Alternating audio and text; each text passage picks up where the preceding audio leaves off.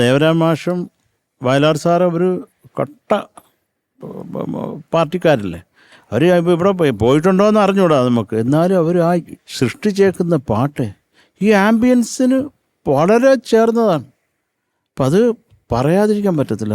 ഇതൊക്കെ ദൈവാനുഗ്രഹമാണ് അവർക്കും, അല്ലാണ്ട് വേറെന്തും പറയാനാണ്.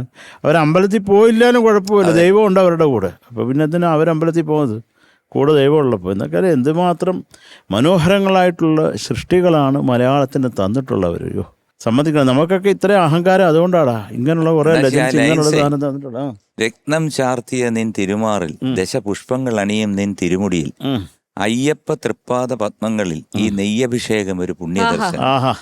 ഈരേഴുലകിലും അധിപതിയാണ് യാമൻ അയ്യപ്പ, എന്നിൽ കാരുണ്യാമൃത തീർത്ഥം ചൊരിയണം അയ്യപ്പ. അങ്ങനല്ല, ഈരേഴുലകിലും അടിപൊളിയാണ് എൻ്റെ അയ്യപ്പ. അയ്യോ എന്തൊരു വാക്കുകളാ. കഴിക്കാനെന്തെങ്കിലും വാങ്ങി തരുമോ? സുല്ല് റെഡിയാണോ കഴിക്കാൻ മേടിച്ചു കൊടുക്കാൻ? ഓരോ അവൻ റെഡിയാണോ ചോദിക്കും. അപ്പൊ ഇതൊക്കെയാണ് നടക്കുന്നത് ഇവിടെ. എന്ത് ചെയ്യാൻ പറ്റും? പക്ഷെ എന്തൊക്കെയാണ് സാർ, ഇതൊന്നും അല്ല, ഇത് മാത്രല്ല ഇവിടെ നടക്കുന്നേ. പിന്നെ ഇവിടെ പലതും നടക്കുന്നുണ്ട് സാർ. ഞാനൊരു വീഡിയോ കൂടെ കാണിക്കാം. സാർ എന്തായാലും ഒരു വീഡിയോ ഇറക്കിയില്ലേ, എനിക്കൊരു വീഡിയോ ഇറക്കാം. സേഫ്റ്റി എവിടെയാണെന്നറിയോ? വീടല്ല, ഈ നെഞ്ചത്ത്. മനസ്സിലായില്ലേ? ഇവളിന്റെ സേഫ്റ്റി എന്ന് പറയുന്നത് ഈ നെഞ്ചത്താണ്. ഒരു കുടില് കെട്ടിട്ട് അവിടെ ഇരുത്തിയിട്ടല്ല ഒരു സേഫ്റ്റി. ഒരു പെണ്ണിന്റെ ധൈര്യം, ചങ്കുറ്റം എന്ന് പറയാൻ അവളുടെ കൂടെ ഒരു ആണുണ്ടല്ലോ എന്നുള്ളതാണ് അവളുടെ സേഫ്റ്റി.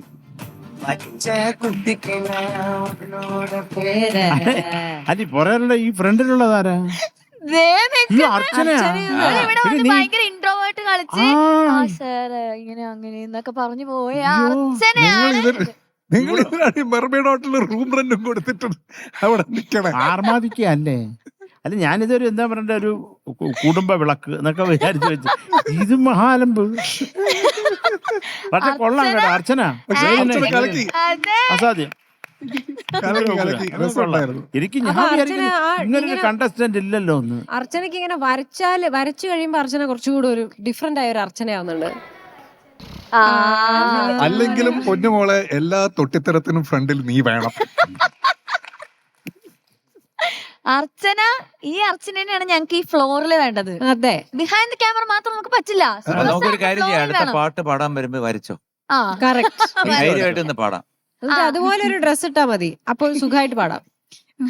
അടുത്ത പെർഫോമൻസിന് അർച്ചനയുടെ വരാം. അടുത്ത പാട്ട് പാടാൻ വരുമ്പോ അർച്ചനയുടെ ഒരു പെർഫോമൻസ്. ഇതേ ഐറ്റം നമുക്ക് ഡബ് സ്മാഷ് അടിക്കാം. Yes, judges please note.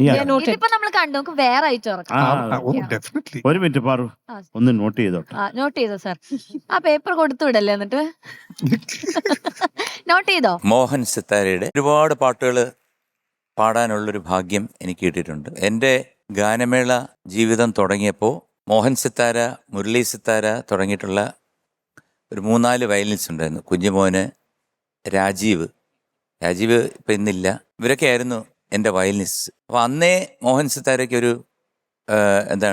ഒരു മ്യൂസിക് ഡയറക്ഷനോടൊരു താല്പര്യം ഉണ്ടായിരുന്നു. ഞങ്ങൾ V1 എന്ന് പറഞ്ഞൊരു ഓർക്കസ്ട്ര ഉണ്ടായിരുന്നു. അങ്ങനെ പല പേരിലുള്ള ഓർക്കസ്ട്രാസ് ഉണ്ട്. അപ്പോൾ ഞങ്ങളുടെ പാളയത്ത് താജ് എന്ന് പറഞ്ഞൊരു ഹോട്ടലിൻ്റെ മേളിലാണ് ഞങ്ങളുടെ തമ്പടിക്കുന്ന സ്ഥലം. അപ്പോൾ അവിടെ വൈകുന്നേരം ആകുമ്പോഴത്തേക്ക് പ്രോഗ്രാം ഒന്നും ഇല്ലെന്നുണ്ടെങ്കിൽ ഇദ്ദേഹം അവിടെ വന്നിരുന്നുണ്ട്, ഹാർമോണിയൊക്കെ വായിച്ചിട്ട് എന്നൊക്കെ പാടി ഭയങ്കര ഹി വാണ്ട്സ് ടു കമ്പോസ്. അപ്പോൾ അന്നേ അങ്ങനൊരു ഒരു കമ്പോസിഷൻ മൈൻഡ് അദ്ദേഹത്തിൻ്റെ ഉണ്ടായിരുന്നു. അങ്ങനെ അതിനുശേഷം അദ്ദേഹം ആദ്യത്തെ പടം TK രാജീവ്കുമാറിൻ്റെ അല്ലേ, 1 മുതൽ 0 വരെ, he got the chance for the doing A music. അതിനുശേഷം വന്ന പടങ്ങളിലെല്ലാം പുതുമഴയായി പൊഴിയാം, അത് തൊട്ടുള്ള കുറേ പടങ്ങൾ, മിണ്ടാതരി കുയിലേ എന്ന് വേണ്ട, 14-ാം രാവിൻ്റെ പിറ പോലെ വന്നല്ലോ, കണ്ടമാനം സോങ്സ് എനിക്ക് പാടാൻ സാധിച്ചു.